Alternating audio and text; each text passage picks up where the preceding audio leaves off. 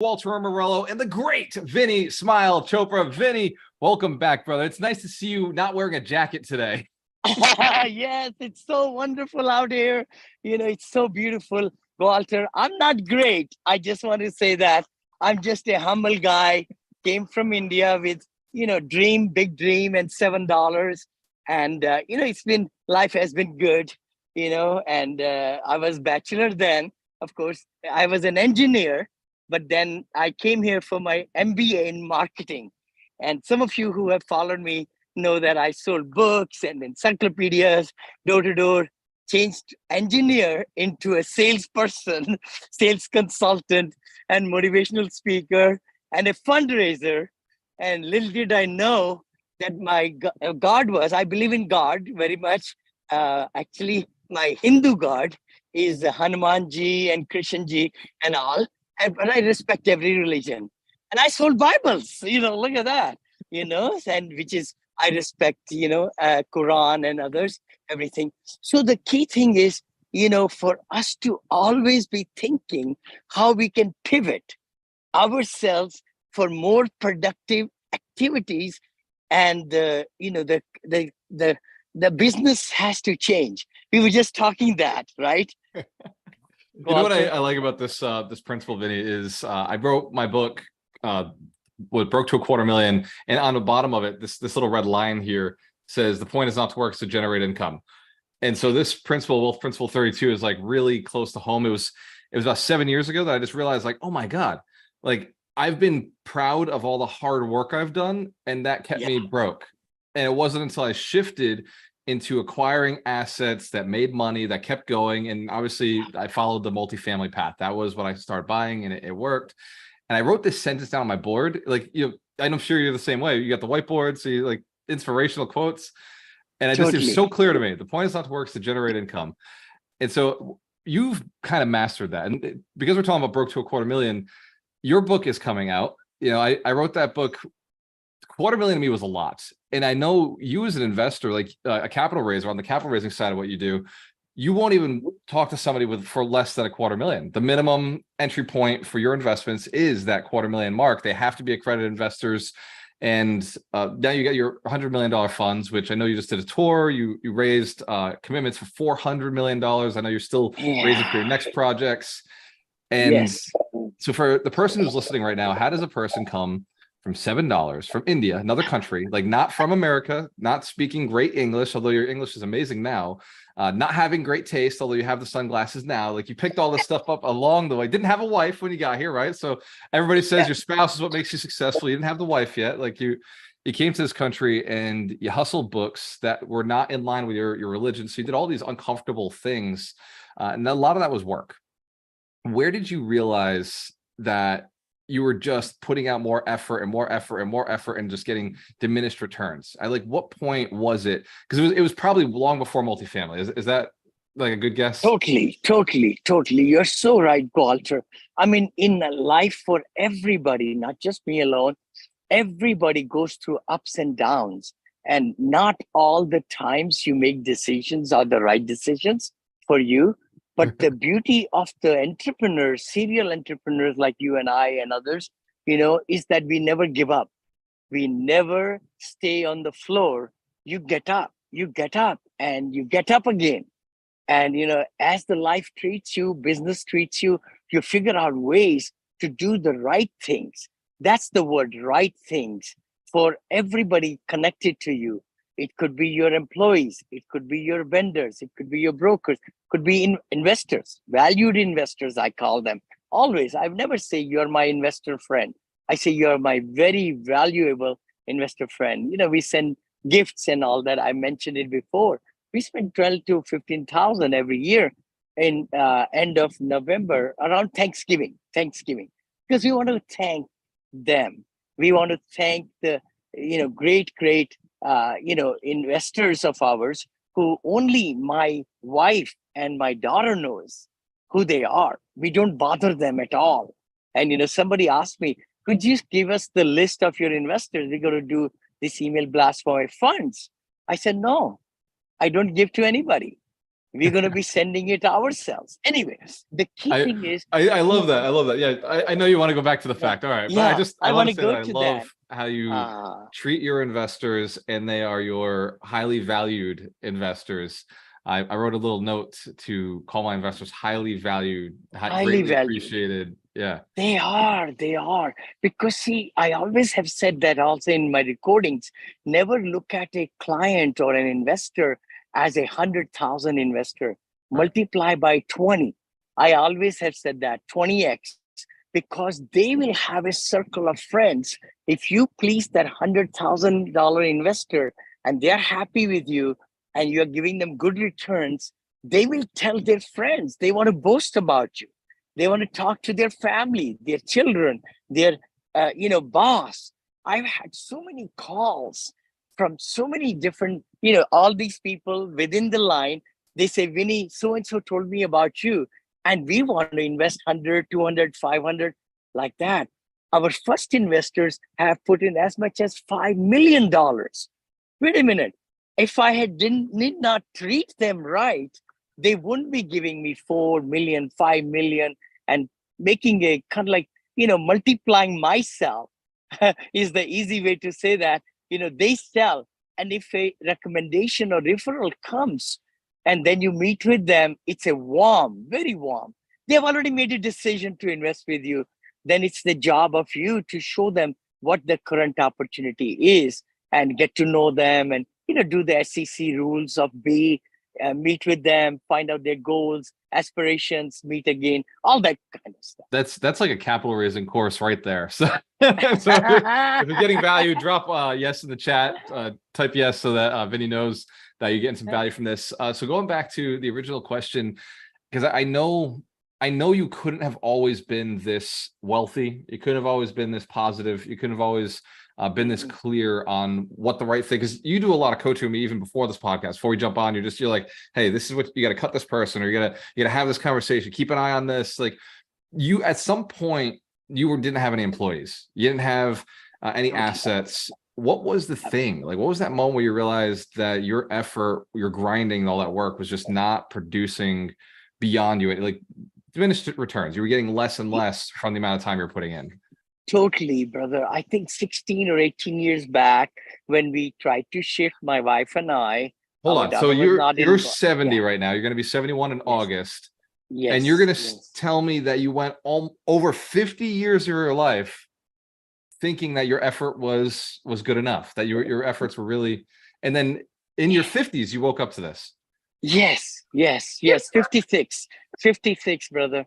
That's literally almost 17 years back, right? 56 or something. So that's when, we were buying single family homes and we thought we were making good money. But when the CPA looked at it, he says, you know what, you're losing money. You have so many expenses and this and that. We thought we were rich because we owned, but we didn't own. The banks owned our single family homes more than we did, because they gave us 70 to 80% loans. So a lot of people have misconceptions that they own real estate. It's the bank owns it. But the big thing is single family home. I realized almost 20 years back, it's not going to cut the mustard. It's not going to get me to where I want to be. That's when I shifted and I looked at lots of different office spaces. I looked at strip shopping centers. I remember looking through leasing these, office spaces, hotels I saw, industrial I saw. And then I said, you know what, multifamily just caught my attention, brother, 20 years back. They said, multifamily is just like having so many homes very close to you in one location, and you got 20 people living, and now you could pay a part-time guy or girl to collect your rent and have a very simple tech person who can also be living in your community if you want to, or nearby, and they take care of the repairs. So 56 years old, you and your wife have started this real estate business. You're doing single family homes, and you start coming to this epiphany. I know you met your mentor, Dave Lindahl, and you start going to these courses, start taking these trainings. I know you paid him a lot of money, not just for you, but you brought your team in with you. What was that? That was over $100,000 you paid. 160, 150, 60,000, something like that. Yeah. So you took this big loan. I assume you didn't just pay that in cash. You took this big loan out and you paid for this course. You go through Dave Lindahl's course. And for anybody who doesn't know who he is, he's like the godfather of multifamily. Yeah. And you liked it Yes. because it was similar to what you already knew. You were doing single families, and this looked to you like 10x of single families. So multifamily to you at the time was genius. Now, 16, 17 years later, you're shifted your asset class to something similar to multifamily, but now much more profit, because again, the point is not to work, it's to generate income. And now these hotels, which back then hotels didn't make any sense to you. And back then REL didn't make any sense to you. Residential assisted living, memory care, none of that made sense. And now you're in a different place in life, and the market has changed. The market is completely different. Everybody's in multifamily because, you know, Dave Lindahl's done a great job teaching everybody. Totally. And so now you're moving into this hotels and residential assisted livings because the cash flow is significantly higher. You're generating more income, and it does involve more work. How are you getting around that? How are you getting around the fact that these are not even considered really real estate? They're more considered businesses. You know, I'm so glad you said that. I'm so glad. As a matter of fact, I want to really epitome of what's happening in my life and the students I'm teaching how to raise money. They're coming back to me. They say, Vinny, you asked us to buy cash flowing assets. I said, yeah, that's what I taught you. He says, well, in multifamily, the whole ocean of multifamily has gone red. I said, what? You know, everybody and everybody's trying to buy, overpaying last 3-4 years. And I shared that I only bought one deal last year. I only bought one deal year before. They said, what? I said, yeah, because the numbers don't make sense. And you cannot get, returns give to investors, limited partners of 7, 8, 9% when the property is making 2% cash and cash. There's no way. It goes back to what you said. You're highly valued investors. You're always looking for their return. You're always caring about what their goals are. And so if the asset doesn't serve your investors, it doesn't even have any interest to you. No interest. So I've been pivoting 4 years back, let's say 4 or 5 years back, into senior assisted living. And I wanted to take and keep the multifamily senior assisted living. It was my new pivot.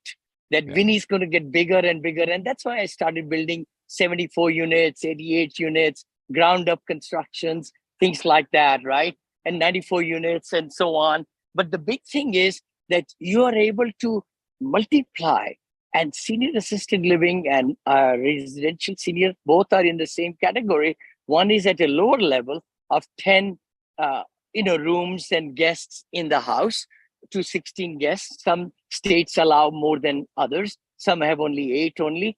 But I always have kept that main premise. What I know is the multifamily. It's better to have 80 residents or seniors in a location.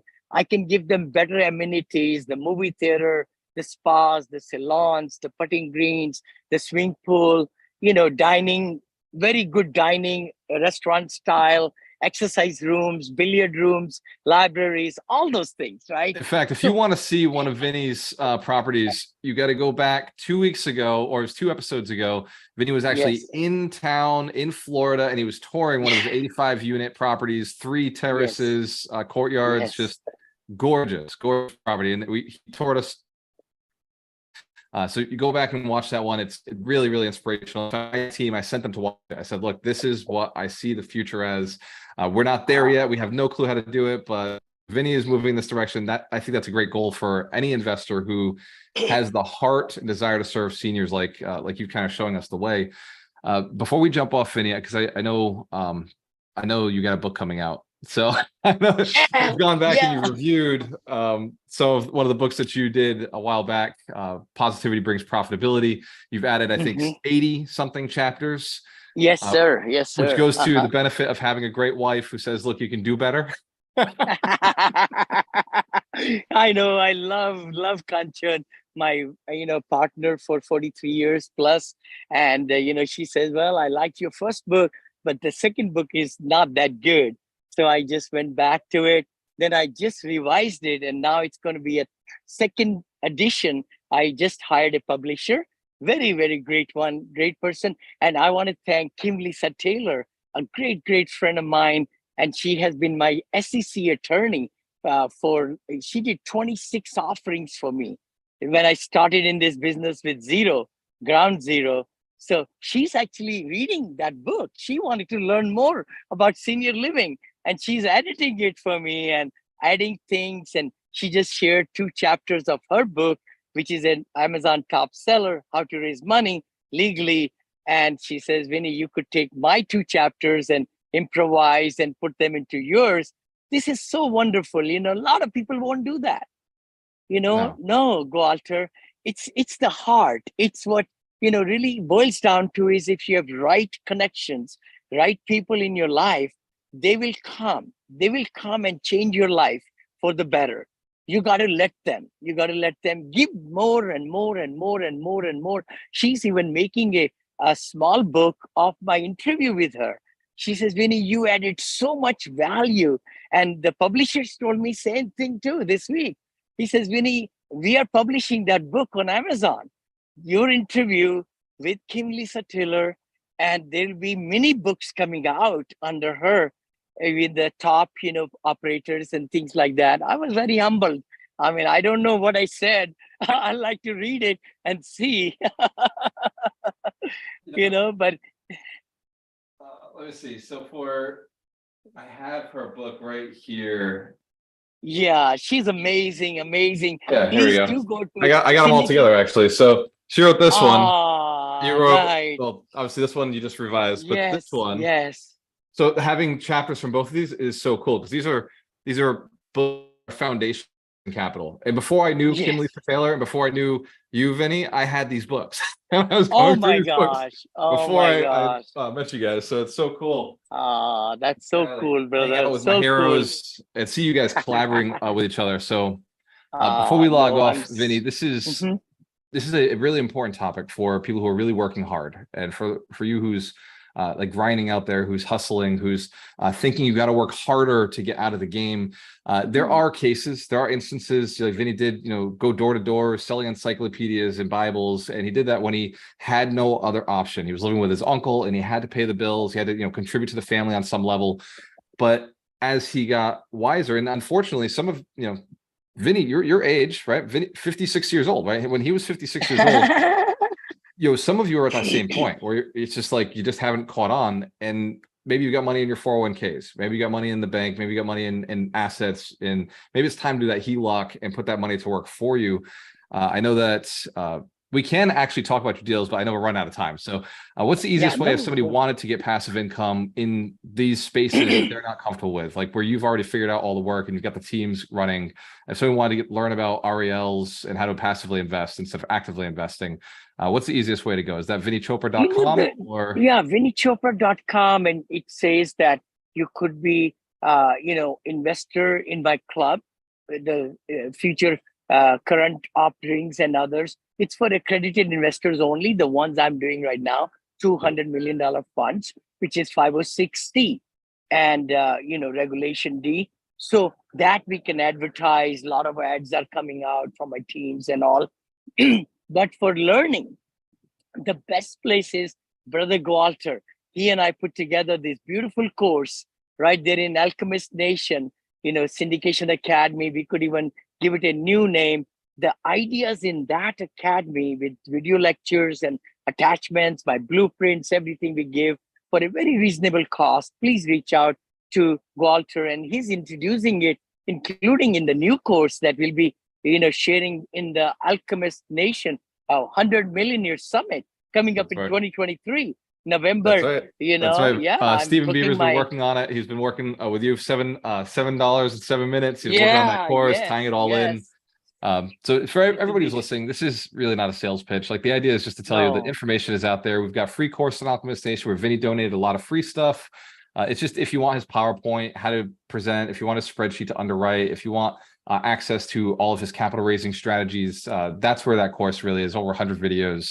So yeah, I hate to like sell in a podcast that's tremendously valuable. So here's my thing: invest in passive assets so that you can stop working. Like you should work. Me and Vinny are still working. We're still doing things that we love and we enjoy and we're passionate about that make money and help other people. But I think that for the person who's trying to do it all through hard work, but not buying assets, you're missing something very, very important. That is quality of life. You're missing impact. You're missing being able to do more things with your family, being able to have contribution, being able to be involved in deals that are like senior housing is genuinely helping the next, like the generation that built all of this country. So it's just something to think about. Is maybe the point is not to work. Maybe it is to generate income. And then with your free time, you go and do things that are more appealing to you, things that you care about. Like me and Vinny are doing here. We're just paying it forward, sharing and giving back. So if that resonates with you, go check it out at vinnychopra.com. You can learn about his deals. If you want free courses, free access, or just ask questions, go to alchemistnation.com. Cheers to your success. When you have a choice, always work with the best. We'll see you next week, 9 a.m. Pacific Standard Time and 12 p.m. Eastern Standard Time. Eastern Standard Time, yes. This is Abundance Thursdays. Thank you, Abundance Thursdays. See you.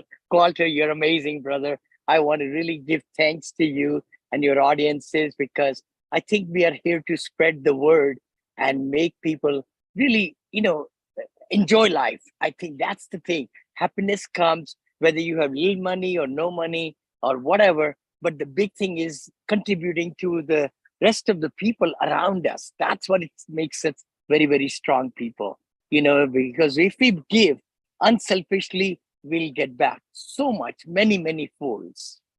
I love that. It's the absolute truth. So drop below, what is the thing you would change in this world when you get rich, or as you're building your wealth? What is the one thing you would change? And we'll see you next week. Cheers. Bye-bye.